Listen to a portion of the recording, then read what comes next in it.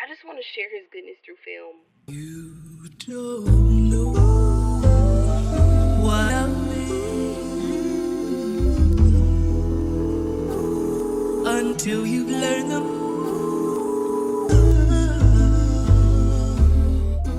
until you love.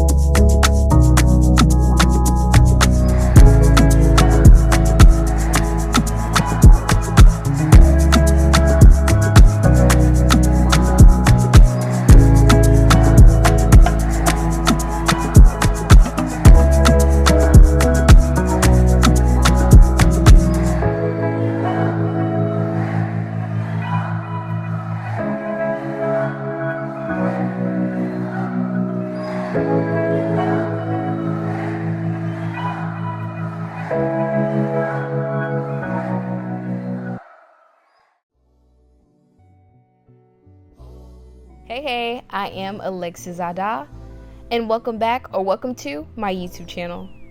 Not only is this a reintroduction to you guys, but also to myself.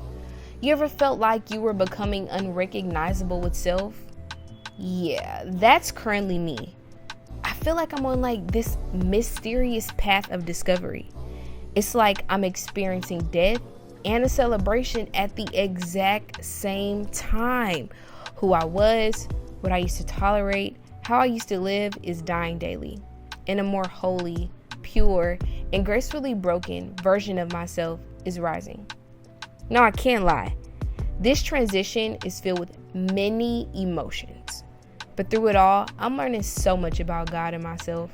God is so kind, gentle, forgiving, compassionate, and loving. But don't get it twisted. He ain't no sucker. He gets down and he does not play. But what a mercy it is, man. For me to still have a platform to testify when my track record says I should be in hell. I dare not take it lightly that my Father gave me another chance to experience his grace and mercy, another chance to testify, another chance to laugh, cry, even breathe. That being said, I would like to invite you on this journey with me. A journey filled with resilience, failures, laughter, joy, lessons, newness, and discovery. This is my story.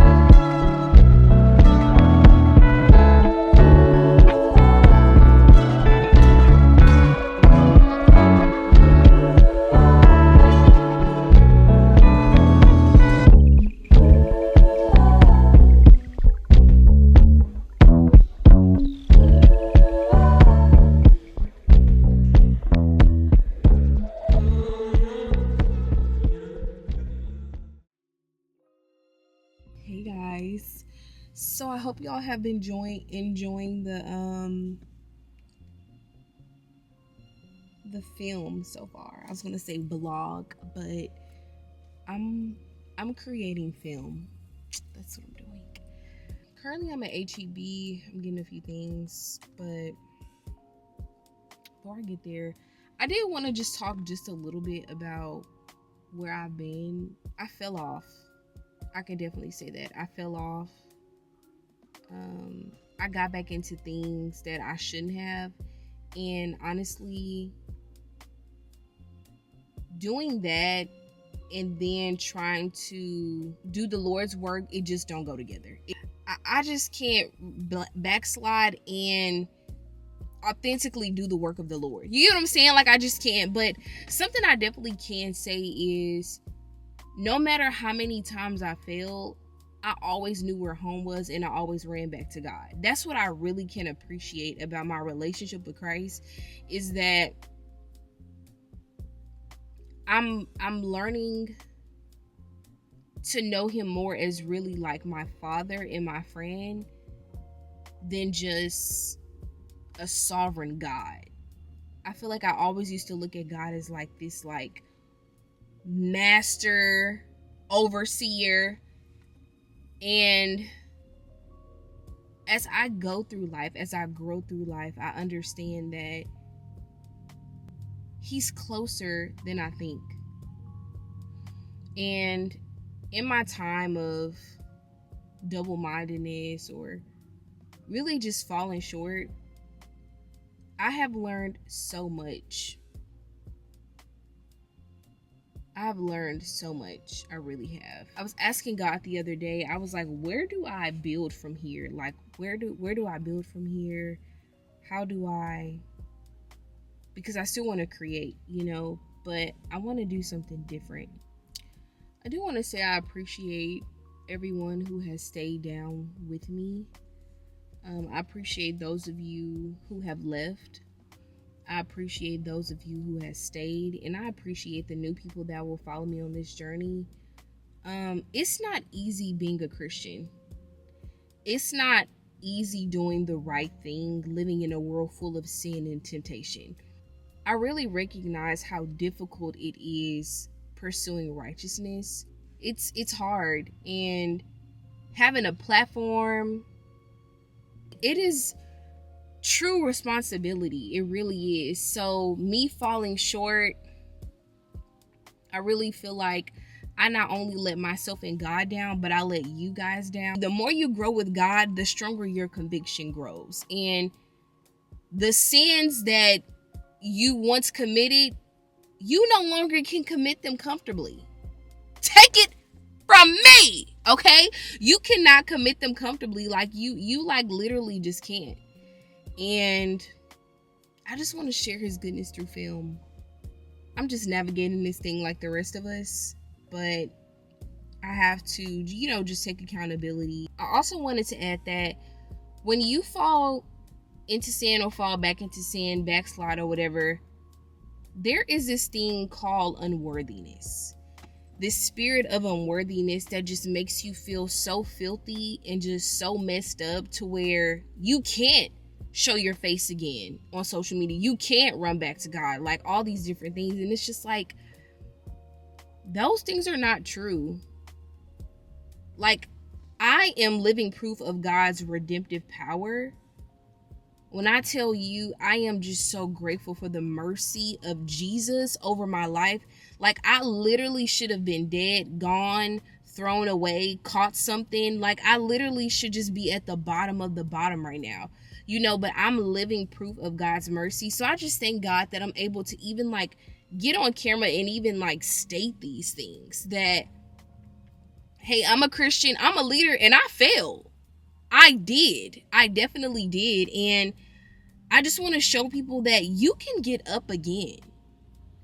Like, no matter what you've done, you are not too far gone from God. You are not too far gone to be redeemed. You still have breath in your body. You're still watching this video. You woke up this morning. God is not finished with you. God is not done. And I'm learning that it is very imperative that we take heed to his warnings, to his promptings, to his conviction, to our convictions, to his unctions. Like, seriously, I just remember, and sometimes even now, I just feel like, dang, like God wanted me to do this. Like, oh my gosh, like it can seem like a buzzkill, but it's really protection. But yeah, I definitely felt unworthy. And I was just like, man, like I never could get back on social media. The devil is a whole lie and a half, because that's how he wants us to feel. He wants us to feel so filthy and so like he wants us to feel like a throwaway, to where it's like, yeah, God will never use you. Look, no, this is actually, God actually chose me before the foundation of the world. And you got to know that too, though. Like, it can't be just something that we use against the enemy. It has to be something that we know too, and that we believe. When you sin, when you fall into sin, when you flirt with sin, it has a tendency to try to distort your identity. Okay, and it'll have you questioning who you are. It'll have you questioning what God said about you. It'll have you questioning what God has called you to do, and it'll have you second guessing, like, I can't do this. I did that last night. And I'm not condoning sin at all. However, what I am suggesting is God is going to use it. The very thing that had you in a chokehold, I decree and declare that it will be under your feet. It will become a stepping block to where God is going to take you. And that's all I want to be proof of. You can get back up again. You can get back up again. What you've done does not identify you. What you're doing, come on somebody, does not identify you. I encourage you to run back home. I encourage you to go back home. God wants to hear from you. There is so much power in your confession. Hear what I'm telling you. And I'm even speaking to myself. It's so much power in confession. In the book of Psalms, David talked about when he suppressed his confession, his bones became brittle. Like, he became like unwell. Because he was suppressing what was real. And it's like, when you confess, it opens up a way of opportunity. That's what confession does. It opens up an opportunity for you to be healed, for you to be delivered, for you to strengthen your intimacy with Jesus. Like, that's what confession does. God, I did this. I need your help. And seek out counsel, whether that be you going to therapy, whether that be a mentor, a trusted friend, somebody that's going to hold you accountable. But it's time out with us living this life as if we got it.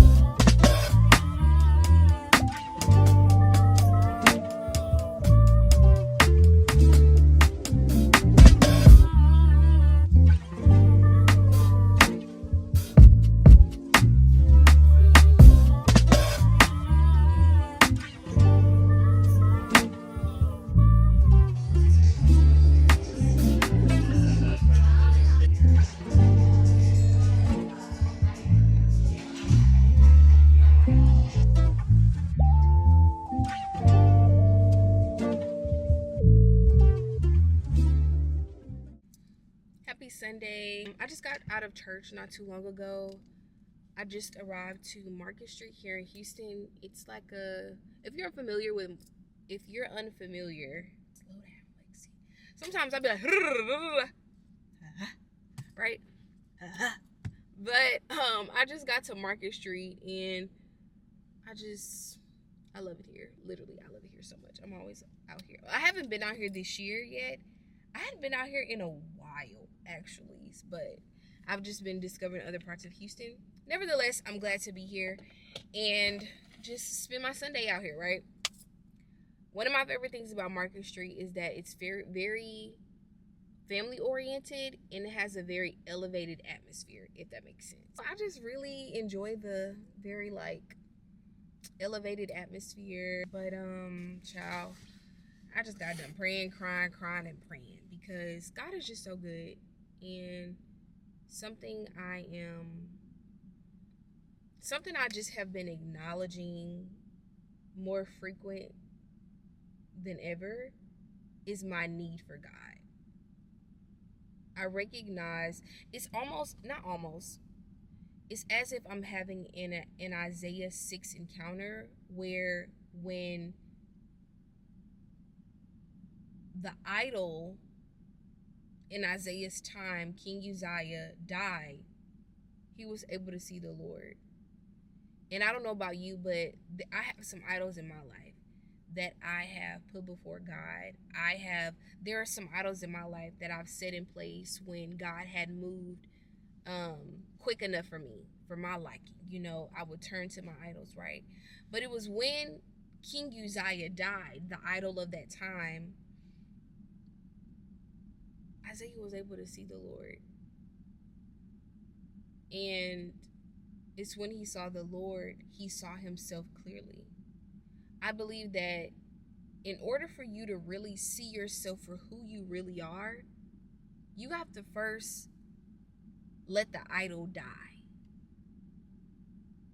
You have to lay the idol down. You got to sacrifice the idol.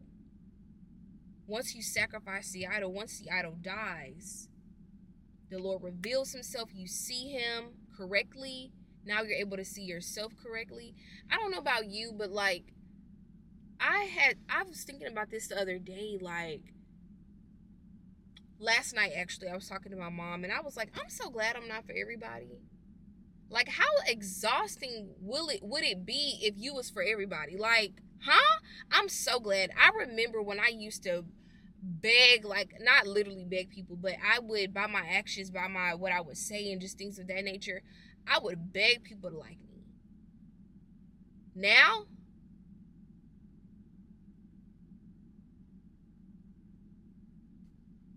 I'm okay. I'm like, more space for me to just, put my energy into something else. But I'm just grateful that I'm not for everybody. And I really believe that, like, when you're in the wrong settings, when you're in the wrong company, who you really are, how you're meant to operate, can sometimes be miscommunicated or wrongly perceived. And now you're justified as doing too much or too little. But you're in the wrong company. So now that you feel like you're doing too much or too little, now there's this war, this internal turmoil within self. And now you having this confliction, and it's like, okay, but when I was like this around these certain people, they was fine, but now they saying I'm doing too much or I'm doing too little.